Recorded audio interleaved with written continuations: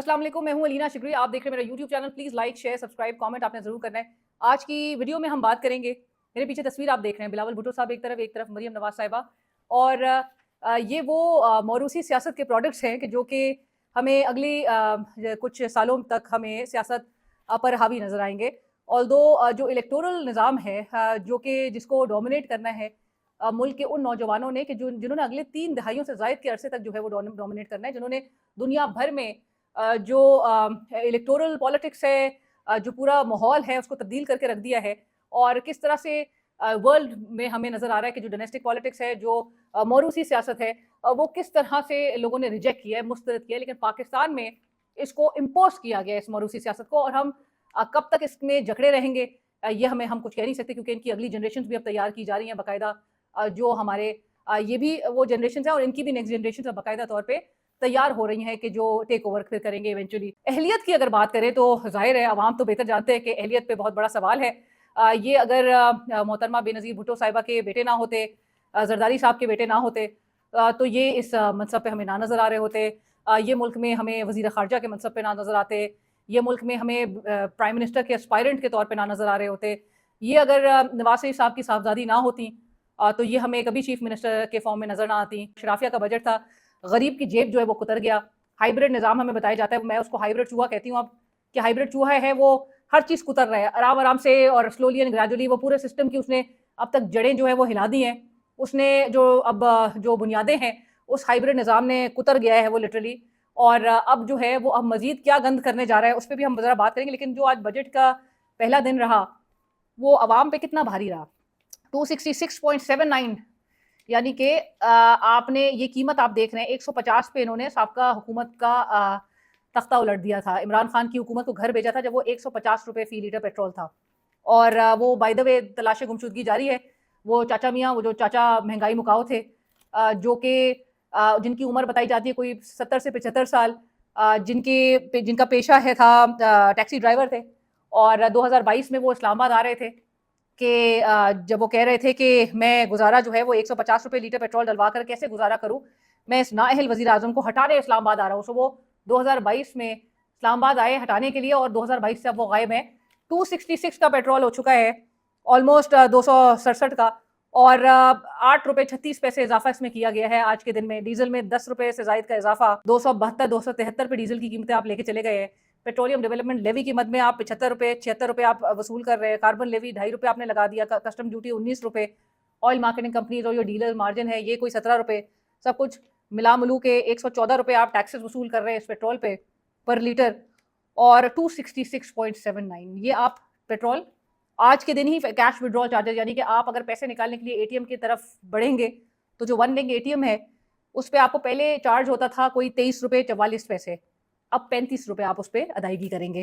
Cash withdrawal charges ये वसूल कर लेंगे। इस वक्त जो हर आदमी है जाहिर है वो हाई ऑयल प्राइसेस, और ये ऑयल प्राइसेस जब पेट्रोल प्राइसेस कम कर सकते थे क्योंकि इंटरनेशनली ये प्राइसेस कम हो रही थी, इनकी कीमतों में कमी आ रही थी, लेकिन और तवक्को की जा रही थी कि ये ट्रांसलेट करेंगे, आवाम को रिलीफ देंगे। इन्होंने रिलीफ नहीं दिया। आवाम की भी मैं समझती हूँ कि सब्र की भी हद जो है वो इस वक्त उसका तयन नहीं किया जा सकता है।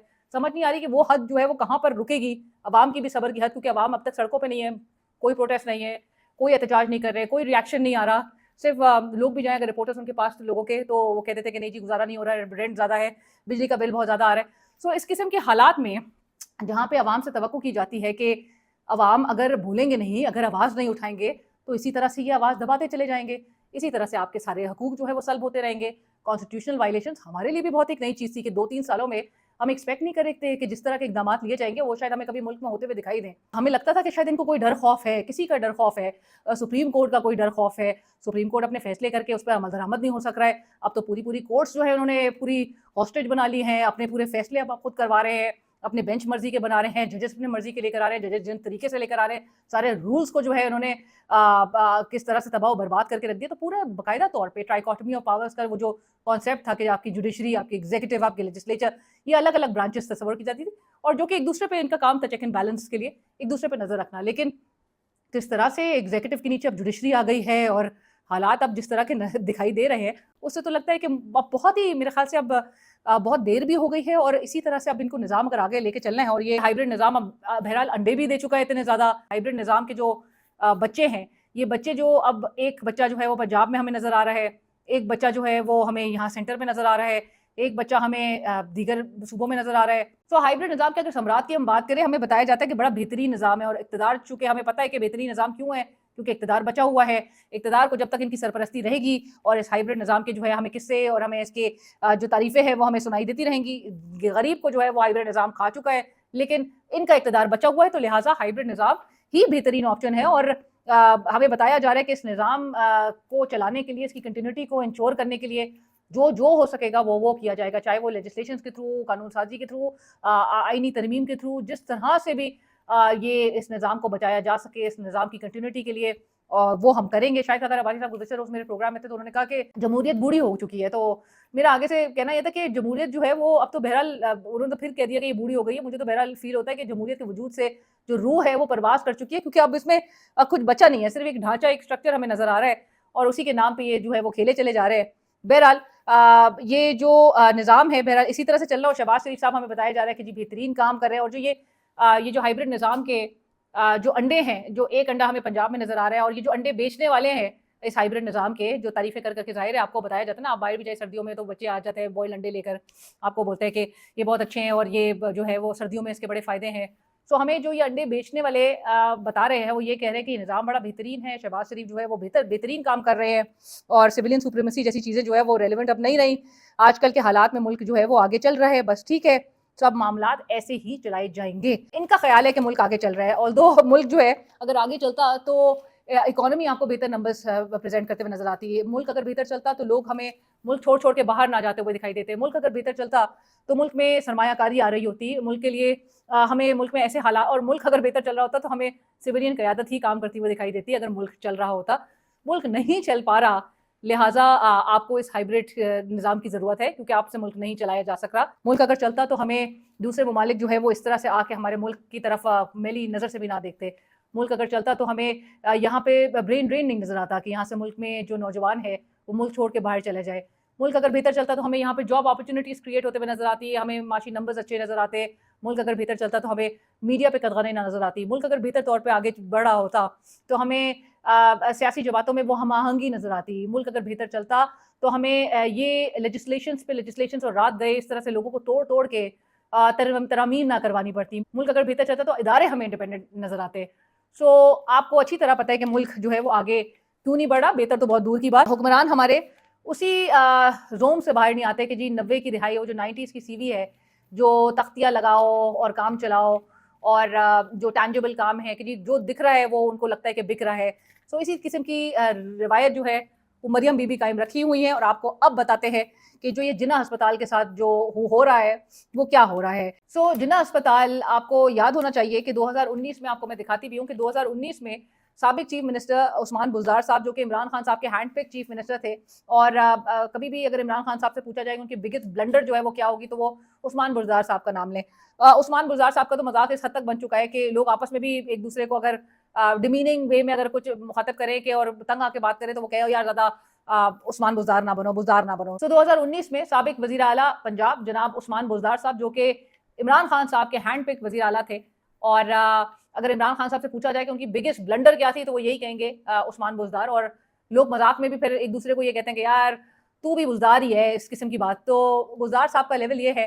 اور 2019 میں آپ کو میں بتاتی چلوں کہ عثمان بزدار صاحب نے، بہرحال یہ نومبر 2019 کی بات ہے کہ جب انہوں نے جناح انسٹیٹیوٹ آف کارڈیولوجی جو ہے اس کی اسٹیبلشمنٹ کے لیے ایک اپروول دی تھی کہ جناح ہسپتال میں ہی یہ ایک ایکسٹینشن، ایک یونٹ جو ہے وہ بن رہا تھا، جس کے لیے انہوں نے اپروول دی، منظوری دی. 2019 کی بات ہے یہ، نومبر کی.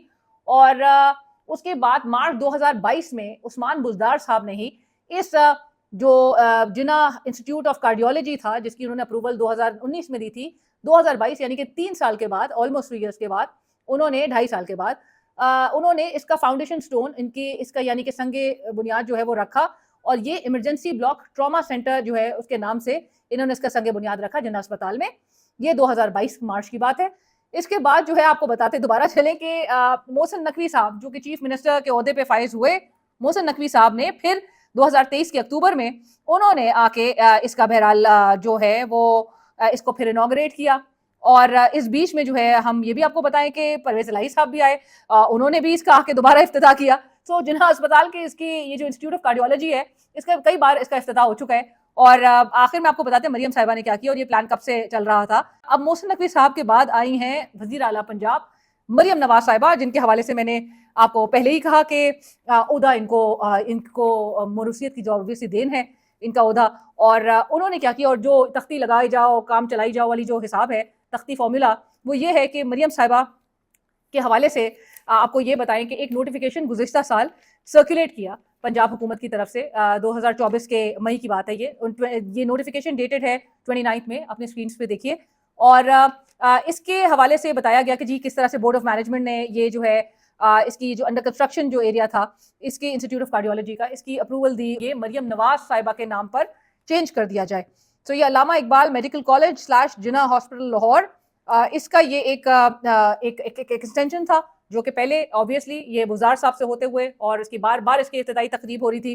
اور اس کے بعد جو ہے یہ مریم نواز صاحبہ نے ریسنٹلی جو یہ اعلان کیا, وہ اعلان کے ساتھ ساتھ ہی یہ 2024 میں یہ نوٹیفیکیشن سامنے آیا جس میں اس انسٹیٹیوٹ کا نام جناح سے ہٹا کے Maryam Nawaz institute of cardiovascular diseases MNI-CVD Lahore کرنے کا یہ نوٹیفیکیشن سیکرٹری صاحب کی طرف سے جو ہے وہ سامنے آیا. اس کی تردید عظمہ بخاری صاحبہ نے بڑی سختی سے تردید کی, لیکن اس کے باوجود بھی شاید عظمہ بخاری اس وقت میرے خیال سے لا علم تھی, جن کو نہیں سمجھ آ رہی تھی کہ یہ کیسے ہو گیا, کب ہو گیا, کیوں ہو گیا, کیونکہ بات تو وہیں سے چل رہی تھی, پبلک یہ چیز پہلے ہو چکی تھی, اور لہٰذا انہوں نے سختی سے اس کی تردید کی کہ یہ فیک نوٹیفیکیشن ہے. دیکھ لیجیے ان کا ٹویٹ بھی. اور اس کے بعد اب یہ نظر آتا ہے کہ بہرحال مریم نواز صاحبہ نے اس کے حوالے سے انہوں نے آ کے اس کے نام اور خود اپنے الفاظ سے انہوں نے یہ اعلان کیا ہے. تو پنجاب حکومت اس سے کیا اچیو کرنا چاہتی ہے؟ اگر نام سے اگر آپ کسی چیز کو ایسوسیٹ کر دیں تو کیا عوام کنونس ہو جائیں گے, عوام آپ کو ووٹ دیں گے؟ آپ کے نام سے فرق کیا پڑے گا؟ میرے خیال سے کارکردگی اگر ہو تو وہ تو action specs louder than words. آپ نے نام کے ساتھ منسوب کر کے آپ نے لوگوں کو کیا باور کرانا ہے, وہ بھی ایسے آج کے دور میں 2025 میں جہاں پر ہم بیٹھے ہوئے, جہاں پہ لوگوں نے اس چیز کو ریجیکٹ کر دیا ہے, ایڈس کو. آپ کی جو یہ فورس مینجمنٹ ہے, آپ کی جو ایک کیمپین ہونی بھی چاہیے وہ بڑی پازیٹیو انداز میں ہونی چاہیے, آپ کی مثبت انداز میں ہونی چاہیے. آپ جب کہتے ہیں کہ آپ نے غریب کی خدمت کرنی ہے تو وہ لوگوں کا تو کانسیپٹ یہ ہوتا ہے کہ خدمت کرو تو پتہ ہی نہ چلے. آپ دکھانا چاہتے ہیں کہ آپ کے نام لگے ہوئے ہو ہر جگہ, چاہے وہ واش رومز ہو, چاہے وہ قبرستان ہو, چاہے وہ پارکس ہو, چاہے وہ اسپتال ہو, چاہے وہ جناح صاحب کے نام پہ اسپتال ہو, آپ نے وہ سارا چیز ہٹانی ہے. تو وہ ٹھیک ہے, وہ جو جناح ہاؤس کر کے آپ نے 9 مئی کا پورا مقدمے کا بیانیہ ایک بنایا ہے, وہ جناح ہاؤس کو پہلی فرصت میں آپ تبدیل کیجئے, میاں صاحب کے نام پہ رکھیے, اپنے نام پہ رکھیے. اور بالکل آپ اس کو جناح ہاؤس کہہ کے آپ وہ بیانیہ جو ہے وہ نہیں چلا سکتے. وہ تو ویسی کور کمانڈر ہاؤس تھا, اور جناح صاحب تو اس میں ہارڈلی رہے بھی نہیں ہے میرے خیال سے, جس طرح سے بات کی جاتی ہے. آپ یہ نہیں کر سکتے. اور دوسری چیز یہ کہ لوگوں نے سوشل میڈیا پہ اس پہ بڑا شدید تنقید کی ہے کہ اب ہر چیز پر نام اور ان کی نام کی تختیاں, یہ جو تختی فارمولا ہے وہ چلانا چاہ رہے ہیں کہ شاید عوام کنونس ہو جائے. لیکن اب تو بازگشت اس چیز کی ہے, گونج اس چیز کی ہے کہ پارلیمنٹ کی یہ مدت بڑھانے جا رہے ہیں. یہ پارلیمنٹ کی مدت اس وقت بڑھانے کی نوبت آتی ہے کہ جب آپ کو پتا ہو کہ عوام میں ہماری کوئی ایکسیپٹنس نہیں ہے, عوام ہمیں مسترد کر رہے ہیں. یہ کام جو نام لگا کے اور یہ سب ہے, یہ آپ امپوز کر رہے ہیں اپنے ڈیسیشنز. اس سے عوام اپنے آپ کو, آج کے دور میں نوجوان اپنے آپ کو بالکل بھی الائن نہیں کرتا. نوجوان کا یہ انٹرسٹ ہے ہی نہیں. نوجوان اس چیز کو ریجیکٹ کرتا ہے, نوجوان اس چیز کو مسترد کرتا ہے. نوجوان کا مسترد کرنے کا سب سے بڑا جو آپ کو ایک ایویڈنس نظر آئے گا وہ سوشل میڈیا. اگر آپ خود بھی, کیونکہ آپ بہت ایکٹیو ہیں سوشل میڈیا پہ مریم صاحبہ, آپ سوشل میڈیا پہ دیکھ سکتی ہیں آپ کے تمام جو یہ اقدامات ہیں, آپ کے جو تمام یہ جو حربے ہیں نام لگا کے اور تختی فارمولا, یہ ایک میم کی مار ہوتا ہے. میم سے ہی لوگ رسپونڈ کرتے ہیں, اور جس طرح سے جس قسم کے میم سے یہ تمسخر اڑا رہے ہیں آپ کے اس قسم کے اقدامات کا, میرے خیال سے اس کو ریئلائز کیجئے, گیج کیجئے, پبلک سینٹیمنٹس کو سمجھیے, لوگوں کی پلس کو جو ہے وہ سمجھیے, اور دیکھیے کہ لوگ چاہ کیا رہے ہیں. یہ فورسڈ ڈیسیشنز اور فورسڈ یہ جو امپوزیشنز ہیں یہ اور ڈسکریڈٹ کر رہی ہے آپ کی حکومت کو بھی اور آپ کی جماعتوں کو بھی. خدا را اس چیز سے اجتناب کیجیے, اور ہائیبرڈ نظام کے ساتھ جتنا اپنے آپ کو جوڑ کے آپ اس قسم کے اقدامات کرتے رہیں گے اتنا ہی پبلک ریجیکشن کا جو ہے وہ آپ کو سامنا رہے گا.